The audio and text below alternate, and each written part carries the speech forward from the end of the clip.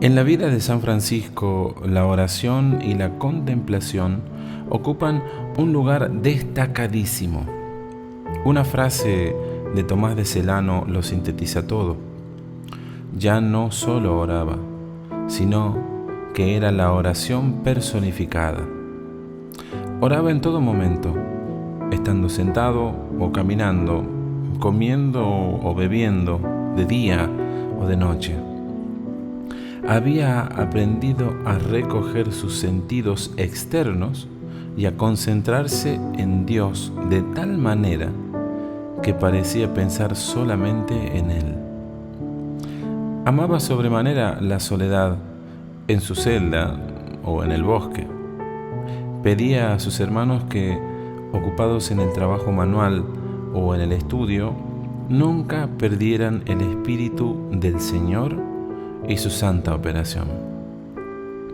Como a Jesús, sus discípulos le preguntaron en cierta ocasión a Francisco cómo debían orar, y él contestó, al igual que Jesús: cuando oren, digan: Padre nuestro que estás en los cielos, y te adoramos, oh Cristo, en todas tus iglesias que hay en el mundo entero.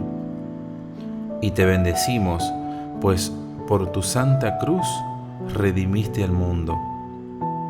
Porque la oración cristiana es una oración que se dirige al Padre y que está vinculada al Cristo encarnado, histórico. De hecho, todas las oraciones de Francisco se dirigen al Padre en nombre de Jesús y en agradecimiento porque Él se ha dignado a hacerse nuestro hermano, y un tal hermano como Él dice. Por lo mismo, la oración cristiana y franciscana está necesariamente vinculada a los hermanos y a la edificación del reino de Dios. Para Francisco, la oración litúrgica tenía una dignidad y un valor insustituible, y quiso asociarse a esta oración de la Iglesia. La Eucaristía. Aun cuando San Francisco no fue sacerdote y la disciplina de la Iglesia era muy diferente de la de hoy en relación con la celebración de la Eucaristía y la recepción de la comunión, su devoción por el misterio del cuerpo y la sangre del Señor es una de las características más destacadas de su espiritualidad.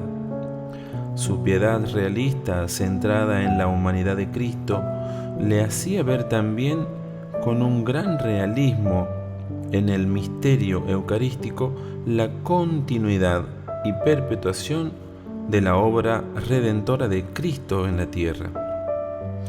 De ahí que, animado por esa convicción, se convirtiera en un apóstol de la presencia real de Cristo en el sacramento, y pidiera tan insistentemente en sus cartas y admoniciones a príncipes, autoridades, sacerdotes y religiosos, y a todos los fieles, la mayor veneración por el santísimo cuerpo y sangre del Señor, y la mayor limpieza y decoro de las iglesias, altares y vasos sagrados. La liturgia de las horas. San Francisco consideró siempre el oficio divino o liturgia de las horas como la oración principal de sus religiosos y seguidores laicos, por ser la oración oficial de la Iglesia que dirige diariamente al Padre en nombre de Cristo. Por eso ordenó que sus hermanos se atuvieran a la forma de rezar el oficio que se usa en la capilla papal. Así quería que sus hermanos permanecieran más estrechamente unidos a la Iglesia de Roma. Y aunque era tan estricto en lo que se refiere a la pobreza, permitió que los religiosos tuvieran brevarios, y los que no sabían leer debían suplirlo con el rezo de un determinado número de Padres Nuestros y la meditación. Él mismo compuso un oficio de la Pasión o de los misterios del Señor, con textos bíblicos y otros compuestos por él mismo.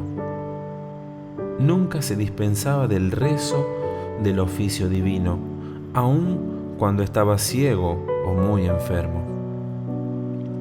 Practicaba todas las formas de oración: vocal, mental, meditación, contemplación, que es la culminación de la oración.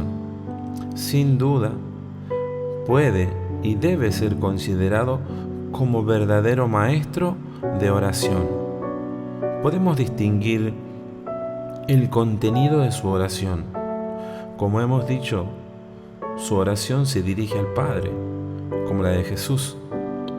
Pero el centro de la misma es Jesucristo, su vida, sus misterios, en especial su encarnación, pasión y muerte, su palabra. Hasta tal punto conocía a Cristo que pudo decir como San Pablo: conozco a Cristo crucificado y eso me basta.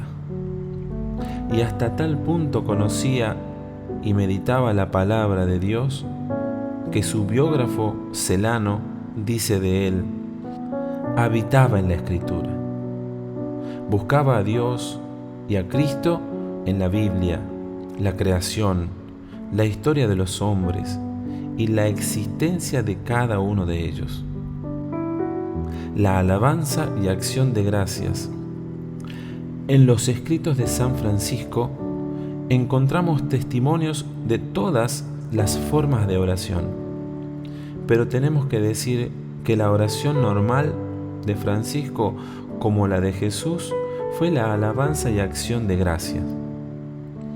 Todas sus fórmulas de oración, muchas de ellas bellísimas, se pueden sintetizar en esto: bendecir, alabar, dar gracias a Dios por Él mismo, por su ser y sus perfecciones, por la gracia de la encarnación y la caridad de la pasión, por las perfecciones que de Él se manifiestan y significan en las cosas creadas. La oración afectiva. Ciertamente, la oración franciscana se distingue por la preeminencia que da a la afectividad y a la expresión externa de los sentimientos exteriores.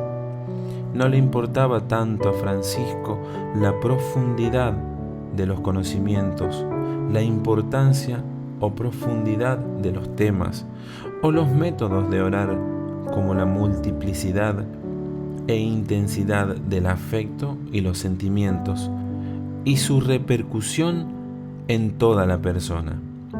Oraba con todo su ser, y así nos cuentan los biógrafos que al orar alzaba la voz, gemía, se golpeaba el pecho, es decir, expresaba exteriormente sus sentimientos interiores. Lo importante era encenderse en el fuego del Espíritu, entrar en un diálogo afectivo, sincero, amoroso con Dios. Respondía al juez, suplicaba al Padre, hablaba al amigo, se recreaba con el esposo, dice Tomás de Celano.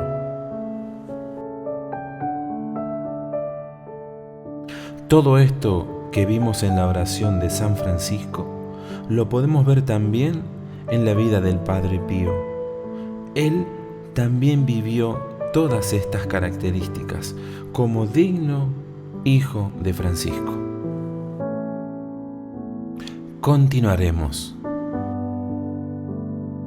Paz y bien en nombre de la animación de los grupos de oración de San Pío de Pietrelcina en Argentina.